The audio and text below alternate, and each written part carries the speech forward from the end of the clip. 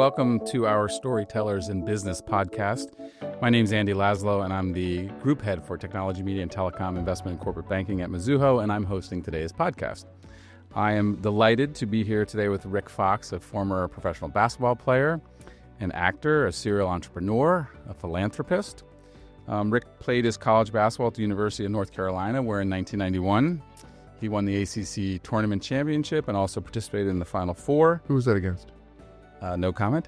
You're referring to the ACC championship or the NCAA Final Four? Okay, very nice. So, see, this is how this is going to go already. Rick went on to play for the Lakers and for the Celtics, where he won 3 consecutive championships from 2000 to 2002, also captained both teams. And then he pivoted into acting, where he starred in numerous films, TV shows. And then if the pivot wasn't done there, he went on to form several business ventures, worked with top Fortune 500 brands as an angel investor, founded a e-sports franchise team called Echo Fox, and then more recently, he is the co-founder and CEO of Partana Global, which is pioneering commercially scalable carbon removable solutions, mostly in the form of concrete. And we'll dig into that in depth. We're going to learn about why he started that business. So with that, I welcome you, Rick. Welcome to our show. Thank you, Andy. It's a pleasure to be here. Let's start with your college career. You had the great fortune to participate in what many, if not most, will say is the greatest college basketball rivalry, known as the Duke-Carolina rivalry. Now, you might say it's the Carolina-Duke rivalry, but obviously everybody else will call it Duke-Carolina. So talk to me about the intensity of that rivalry and what did it teach you about competition in general and about you as a competitor? Well, thank you for that question because it takes me back to, I think, the foundation of what has, I think, served me exceptionally well throughout my entire life. Having an opportunity to play at University of North Carolina under Dean Smith. Obviously, at that time, we had a huge rivalry with Duke and Coach Krzyzewski with a bunch of other great players on the other side there in the Research Triangle. But for me, I saw at the highest level excellence, the commitment to being a student athlete on and off the floor, but what that can look like when you're really challenged to be one of many great players. And so at Carolina, I was fortunate to have a lot of great teammates. We were fortunate to play in the ACC against other great teams with other great coaches and players. And so the level and height with which I experienced college basketball was at the best. I mean, the Carolina-Duke rivalry, as I like to say, instead of Duke-Carolina, was college basketball when I was in school. It was an example of what everyone aspired to be. And so I took away 4 years, a degree, some great memories, and a foundation for life. And did you that experience and that competition at those levels, what did you learn about yourself in terms of, and how did that project you to the NBA and to the business ventures that you've done more recently? I learned the balance and the responsibility to community as well as to my team and my teammates. I learned leadership, going from a freshman where responsibility was not handed to me to my senior year as the captain of the team. Under Coach Smith, I grew as a man first, as a student athlete second, and then became a professional athlete. And throughout that period of those 4 years, I learned what it was like to serve my teammates. I learned what it was like to sacrifice my game. And I also learned how to play within the pressures and the demands of meeting the moment at its highest level, whether it be in the NCAA tournament, whether it be in the ACC tournament. All of those moments were moments where it was called on me to be a bigger and better version of myself every game, every year. And I felt like I reached the highest level of my college career that I could possibly reach under that disciplined approach by Coach Smith. So you captained the Carolina team, you captained the Celtics, you captained the Lakers, all incredibly successful teams during your tenure. What was it about those teams that made them so successful, do you think, in your mind? The mentorship from the coach, quite frankly.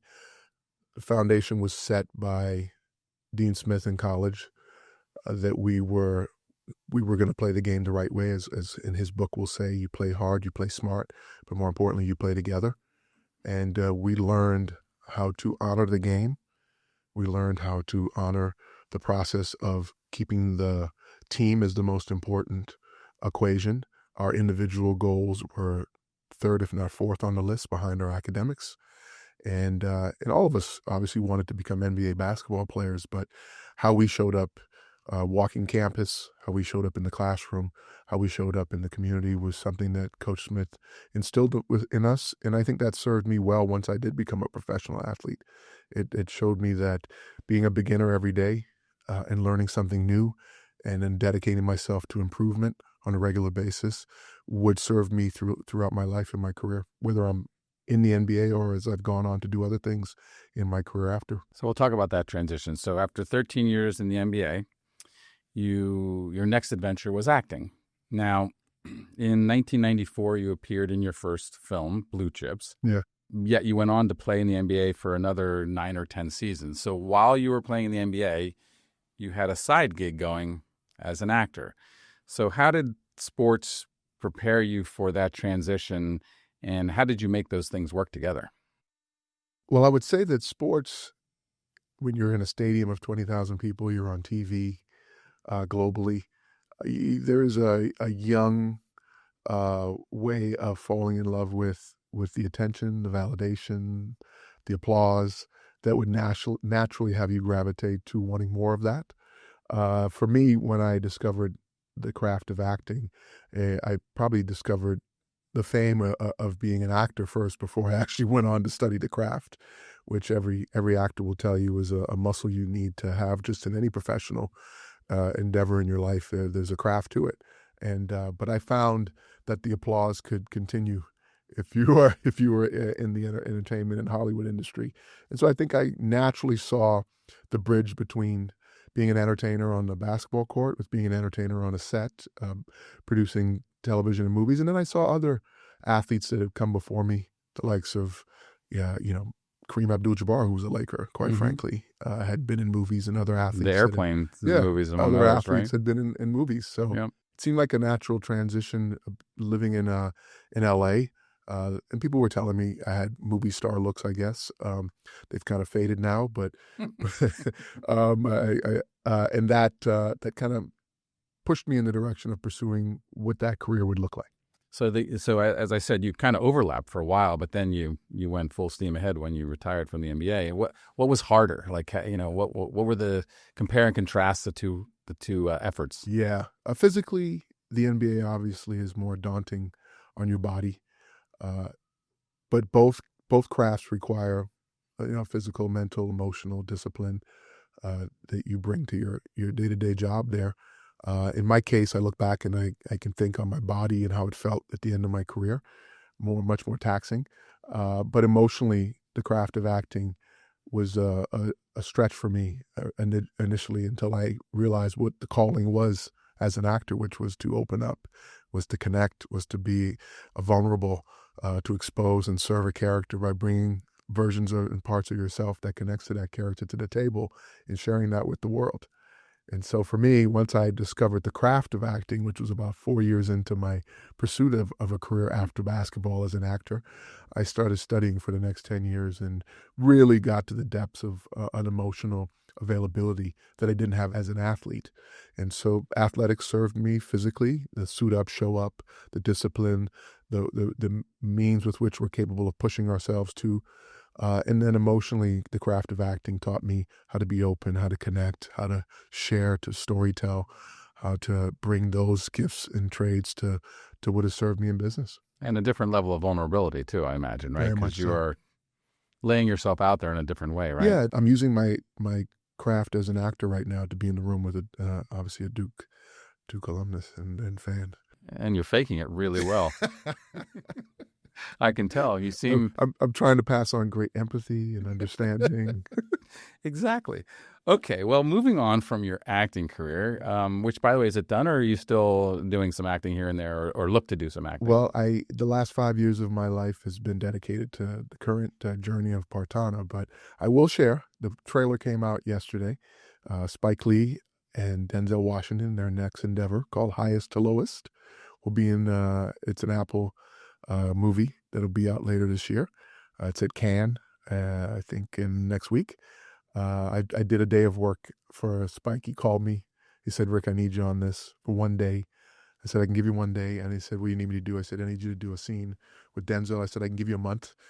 He's like, I'm available. I'm available. What's the film called? Highest to Lowest. So, Storytellers in Business, brought to you by Highest to Lowest. Yeah, there you go. There you go. Get some a little plug there. Nice, yeah, nicely done. Sure. Nicely done. Let Denzel know. I got to work with Denzel. I'd worked with him before in a movie called He Got Game, but not on camera together. And in this time, I got to actually be in a scene with him. So I felt like I'd reached my moment of higher learning as an actor to be in a scene. It's amazing, right? No matter what you do, how old you get, there's always somebody that you aspire to associate with or learn from, or you can still get the goosebumps about, like, how cool is it that I'm getting to work with these folks right now, right? Amazing. 28 years into my acting career, that moment arrived. But in an example in basketball, I was fortunate to have Michael Jordan as a mentor and have him raise me when I was in college, and he was at the Chicago Bulls as a 4th or 5th year player in the league. Examples of that, that's excellence you chase. They push you to new heights. Being in a scene with William H. Macy or working with other great actors and directors, when you are the company you keep. So when you finally find yourself in the room with the greatest and the best of the best, it says something about what you've given to the game or what you've given to the craft to finally be worthy of being in those rooms. You have an amazing diversity of experiences, which is why I knew you'd be great for this kind of conversation, because it spans, so many different things that, the average person doesn't get to touch, one of them, right? Let alone, all three that you're doing. So the third being business. So talk to me about your shift from acting to becoming the entrepreneur. I don't know if you want to start with the esports gaming or what has led you to where you are today. Well, thank you for that. It's a tribute to my dad. My dad was an entrepreneur at heart, built the first ice factory in the Bahamas back in the 1970s. So I grew up in a household watching a man of the community build a business and then serve the community through our business.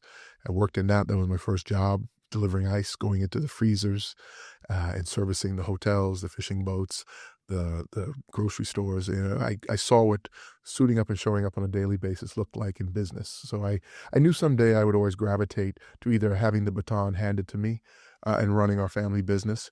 But basketball took me to the States. I went to high school in Indiana. I went on to college at North Carolina, and then I was drafted by Red Auerbach to go to the Boston Celtics for the first 6 years. And then Jerry West came and got me from L.A., put me in a situation to be the glue with the Lakers, and played under Phil Jackson and with Shaq and Kobe. So I had a great experience that led then on to Hollywood. And so I this entrepreneurial journey of mine kept getting delayed. I guess the entrepreneurial journey was producing myself, which I think is always the case. Most of us are passionate about our individual careers, but when you think about entrepreneurship, it's really about what drives that is either passion or survival, right? Passion for something, or you're in survival and you have to solve a problem. And that's how Partana came about. That's how Echo Fox came about. My first venture was Echo Fox, which was the esports venture that I started out of a passion and love for my son, and video games, which I had played throughout my entire life. And so that led to starting a business out of passion. And then in Partana, which is my second endeavor here, started out of survival. Right. We had a need-based. Yeah. And so the passion for my home country, which is the Bahamas, and survival for us as a nation where we're slowly moving towards becoming climate refugees as we slowly sink underwater as a nation. And we live in Hurricane Alley. So we had in 2021, a few things happened for me personally. In 2019, I turned 50. I made a dedicated commitment to myself to be more of service and not solely focused on my own individual career, but to give back. And then Kobe Bryant passed away at the top of 2020, right after we had this hurricane in the Bahamas called Hurricane Dorian that destroyed 2 of our islands. I got on the ground there and I saw firsthand the aftermath of what a hurricane could look like in today's era, not in 1980, 1970, when I used to get excited about a hurricane. They were hurricane category 6 and 7. They still report them as 5, but they're far more intense. And I wanted to solve a problem that I thought wasn't going to go away. And that was, how do we survive the elements during these hurricanes? How do we meet the salt water, the flooding? How do we build hurricane-proof housing? And I committed to that, to solving and being a part of that problem, solve. And then, like I mentioned, Kobe Bryant passed away shortly thereafter, a couple months later. And that pushed me into the immediacy of solving the problem, where we're not promised tomorrow. Kobe was 40 years old. And I went through the experience of really realizing that nothing is promised. Here's a guy that was a dear friend and very successful for 40 years of his life, but I wasn't going to be guaranteed another 50 like I thought at my 50th birthday. I was thinking, what do I do for the next 50 years of my life? Well, I thought if I was going to have a contribution to my home country and to solving this problem, there was no time. I needed to do it now. And so that pushed me into immediacy. And then COVID happened.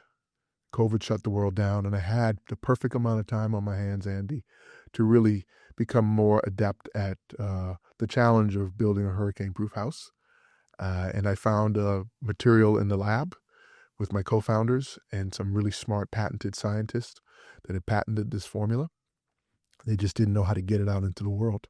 So over the course of 2020. So we're talking about concrete. So just spend a moment on what that is and why it's so awesome, frankly. So I'll start first of all by making it very clear to the audience that's listening that I'm not a material scientist. I didn't go to Carolina for material scientists. You went for basketball. We know that. I went for radio, television, and motion pictures, which I put that to work. Thank you, Andy. Yes, well done. But had I wanted a different degree, I probably would have went somewhere else. Like a couple miles down the road. Maybe a few miles down the road. But I did find out through my career how to be one, like I said, one of many that's solving a problem or chasing a goal. And I found this material through these friends of mine, and I became the leader of this mission from a CEO position and as a co-founder to bring this binder that replaces Portland cement in the production of concrete 100%. So when we talk about cement versus concrete for the audience, a lot of people call concrete cement, but it's actually not cement. Cement is a glue, and it's a binder that to get to, you have to use extensive clinkering, which is heating at crematorium levels, and use a lot of energy, but it also emits and generates a lot of negativity into our atmosphere. So the cement industry has been under a charge to evolve its efforts to become a cleaner material in the world. But it has been the backbone and the anchor to development. It's what we build our cities and our world with. So it's not going anywhere. It's how do you make it a cleaner opportunity. And in my case, we have a binder, a glue that replaces that Portland cement glue to get us to a concrete that performs the same way, but avoids all the negativity and actually generates a lot of positivity. So we upscale big industry waste from brine and slag and a lot of other pozzolans that can be used to get to our material that is going to change the way we build in the world. So it actually, in the curing process, sucks CO2 out of the environment as opposed to the production of standard concrete, which emits exactly CO2, right? So so enormously green friendly, very friendly, very nature positive, strength. Everything is same performance based. So this venture of yours has taken you all over the world. I know you spend a lot of time in the Middle East. One of the key ingredients for you is brine, which you just mentioned, which is a byproduct of desalination, which of course the Middle East produces like crazy because that's where they get their water source from.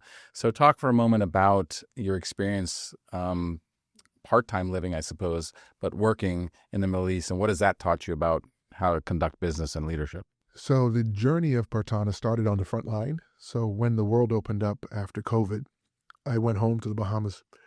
And I had an audience with the Prime Minister of the Bahamas.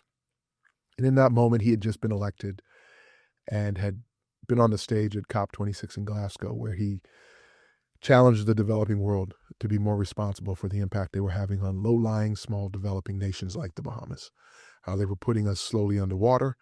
And I shared with him my mission, which was to change the way we built in the world by bringing carbon-negative building materials to the construction ecosystem. And in that moment, he invited me to come home, set up this business. We built the first carbon negative home in the Bahamas. And that solution for the Bahamas became a solution for the world. And so we went back to COP27 together. where we introduced this home to the world, and it unlocked in Egypt at that time the introduction of our company to that region. And as you mentioned, brine being a very important ingredient in what we create in our binder, we extract the raw materials out of brine, which is a waste material that gets dumped into the ocean, billions and billions of gallons on a daily basis, destroying the biodiversity of our marine life. And we take it and we upscale it for a positive.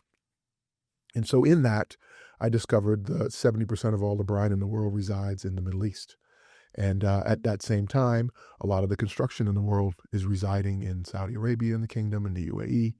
And so as I sat down in that region, being courted by a lot of the giga projects, and a lot of the government entities there to bring this sustainable nature positive binder to their developments, I learned and discovered what it was like to do business outside of my country, outside of the United States.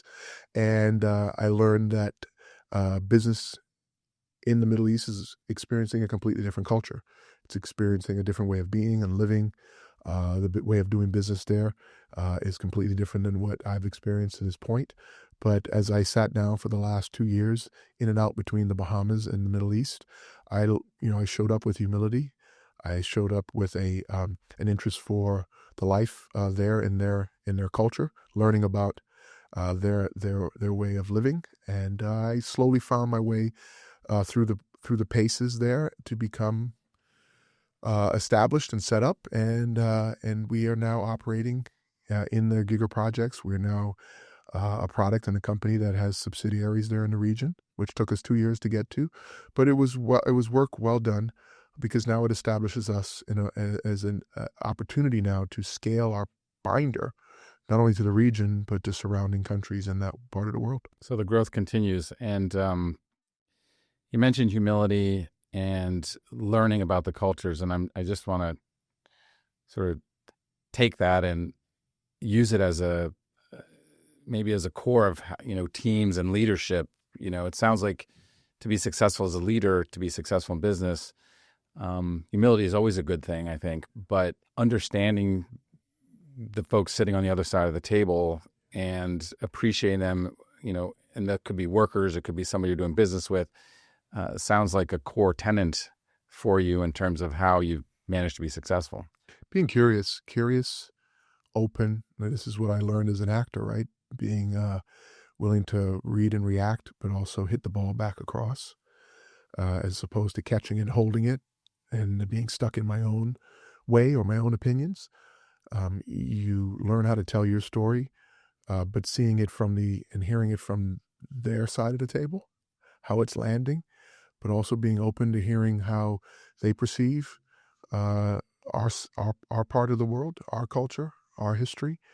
And so, the curiosity that I've probably moved around the world with is really an honest desire to get to know the individual in front of me, not the broad swooping stroke of labels that can be layered onto anyone, including us, right?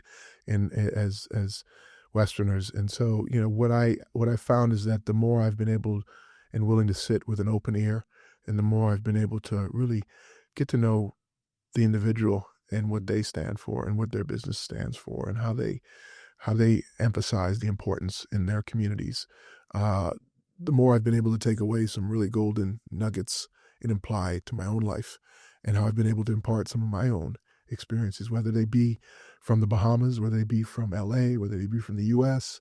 I bring these points of views, and I'm able to defend and introduce and open up their minds as well. So it's been a two-way street, and it's been a beautiful journey in that regard. And what I didn't expect to find was thousands and thousands of people that I've met the last 2 years that have gone to school in Boston, that have gone to school in LA, that are Laker fans, that have been in New York, that have spent most of their youth growing up in the United States like me, and that have traveled to the Bahamas. And I'm telling you, I had no idea that they were staying up all hours of the night watching basketball, watching Carolina, watching the Lakers, knowing Duke. Some of them, quite frankly, actually having gone to Duke. It's unfortunate. I haven't found any Carolina graduates yet in the Middle East, but some of them definitely went to Duke. And it's been a joy. It's been a joy. They're my friends now. They call me when they're in LA. recently. Well, I've said this to you. I consider you my best Carolina friend. I know. I'm honored, Andy. You're right behind. You're a total of one. For me, you'd be right behind Grant Hill. Well, that's pretty good company. That's pretty Thank good you. company. But no, it is. It's been great in my years after the ACC rivalry to run into more and more Duke alumnus in the business world, professional sports, as well, that I've competed against, but also more in the banking and legal world up here in the Northeast. Once you graduate from college, I mean, I think you keep your loyalties, but your horizons have expanded, and I think you're a testament to that. Not only because you've now befriended me and Grant, but just generally. So you've said humility, you've said joy. I'm trying to think some of the curiosity. Yeah. Right. So how and empathy, you said early on. How has your attitude toward business or leadership evolved, and I don't want to put a timeline on it, but say from youth to now, or from NBA to acting to now, or even, in the wake of what led you to Partana? Like, do you reflect and see a change in your leadership style? It evolves. I'm a CEO of 4 years now, going on my 5th year. And I would tell you that how I led in the locker room is not necessarily how I lead today. The tenets of Coach Smith's words, when I say, what would Dean do here? What would Coach Smith do here? What would Phil Jackson do here? I still ask myself those questions. What would Kobe do? What would Shaq do? As captains, what would Larry Bird do, quite frankly? These are foundational men in my life that have impacted me in a positive way and have left your mentors. They've been my mentors. Yep. And so in business, I have great mentors as well. But my journey as a leader is constantly evolving in that I've seen it and I've watched it take shape. But as I show up with the willingness to follow, with the willingness to have an open ear and an open door from my teammates and my employees to really reach out to me and actually have the freedom to have an opinion, to have the freedom to have ideas, to have the freedom to feel like this company, and they have autonomous ownership as well, has been something I've learned to get better at, because I was pretty strong in my direction and leadership style when I first started as a CEO. It was very clear on where we were going, and I felt I needed that strong rudder of direction, and wasn't as welcoming for when I first started as a CEO. I wasn't as welcoming for ideas outside of the vision I had for where we had to go. And I think that's just earlier on, when you have fewer employees and you have a clear mission statement. But you grow into an acceptance of the fact that your team is your company. A company of one can't grow right to the heights that you aspire to grow to, and what's being called on us to grow to. So I've opened that up, and I've made our company more democratized setting, where I set the vision, the board sets the vision, I execute it, but I really lean on my team extensively and allow them to have the type of freedom to really have ownership. Yeah, I don't know if the right word is softened or not. I mean, it is. It's a no, maybe, right? Because I see this. I manage a group of over 60 people, and I always try to identify the next leaders and who's going to come next. And I see strong characters, and candidly, the advice that I give those that have, I think, what it takes is that they need to soften a little bit. You can't run it with an iron fist, because then you lose the crowd, right? You lose the people. And I had a moment in my leadership journey where I lost the crowd, and when you do that and you see it, it's very evident. Yeah, no team, no nothing, right? No nothing. You're a leader of one. You're standing there as one. Reflection was a good part of this, and so I want to ask you a question. I don't think it's too personal, but I'll ask you anyway. When you mentioned Kobe a few times, when Kobe passed, there was a not so short moment in time where a lot of people seemed to think that you were on the helicopter as well. Yeah. And there was a lot of media back and forth at the time where, in a sense, you were witnessing your own funeral, so to speak. Yeah. what kind of impact did that have on you? And because that's the ultimate reflection, right? Very much so. I recommend it for anyone without obviously shuddering and scaring your family, with the reporting of it. But for you to get a glimpse of what really matters, and I mentioned earlier about being in Hollywood and what initially took me to Hollywood, which was that need to fill the void of being seen and acknowledged and celebrated. And, that's the void I was in, the bridge I was looking to cross to not have to deal with the reality of life after sports. And then I saw what life after life looked like, briefly for a few hours. And I would tell you that the things you think are important fall by the way really Right. quickly. The people that you think would care fall by the way. And then you get a glimpse of the impact you've had on people that you don't even remember meeting. And the people May never have met. and you may have never met. Right. And for me in that moment, it really broke the back on needing validation in any way. And what was I living for and what was I really doing?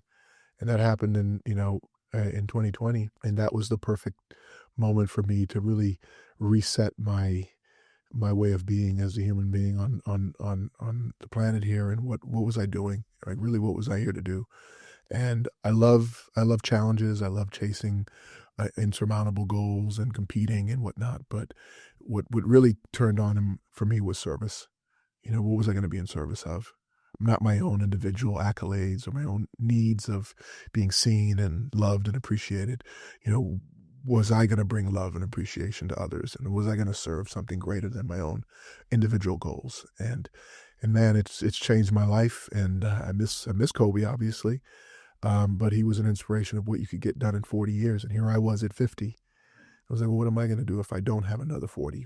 What am I going to leave behind? And so it was the perfect storm of preparation for what I think I really was meant to be doing, which is being of service to something greater than my own individual. So with Kobe, like family, right, very close. You said, I want to say you've had an amazing career, but I don't know if that career is the right word. Amazing life actually, and we're not knock on wood, we're not ending it anytime soon. We're giving you the extra 50 like you've asked for. Yeah. But when you look at all the different things that you've done, is there a standout moment, or is there one thing that you cherish more than anything that you think about throughout this, your first 50 plus years? Well, before the moment of 50 in the top of 2020, I would say career-wise, it would have been just the moments of memories with Shaq and Kobe and games where we kicked off. It's the Portland game, quite frankly, the lob from Kobe to Shaq that just changed the trajectory of our success for the next 3 years. Those moments in LA were the pinnacle of my career in professional sports. I wanted to play 12 years and win 3 championships, and I was able to do that. And but now today, after that moment in 2020, the things that matter most are my family. So the moments that I have with my kids, they're my greatest joys today, creating more of those moments. My daughter and I have a music label that she's pursuing her career. My son is a game developer. The fact that they talk to me on a daily basis and call me for advice, the fact that they're pursuing their passions and that I have a role in a front row seat to that is the service of being a dad, the service of being a man in my community back home in the Bahamas. Those things mean the most to me, and that people would call on me and lean on me, and that I would have value that I could impart to them is really what feels good today. Well, and that's just another example of leadership, right? Leadership within your own family, guiding your children. Yeah. So you've had a life full of leadership. That's probably a great place to stop. So thank you very, very much for joining us. Thank you, Andy. Pleasure to have you on board. So I thank you personally. I thank you on behalf of Mizuho. And I look forward to staying in touch and following what I'm sure will be continued successes. So thank you very much. Andy, it's been a pleasure. All right, thanks.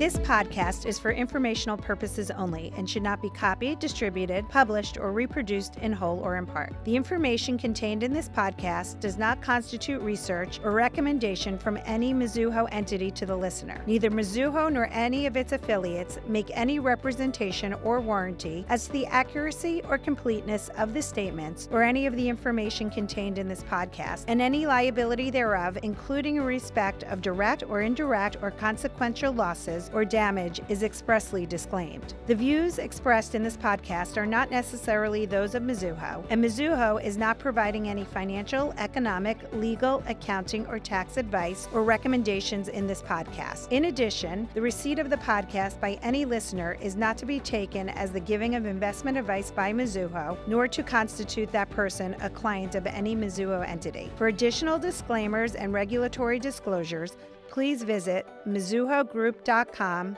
Americas.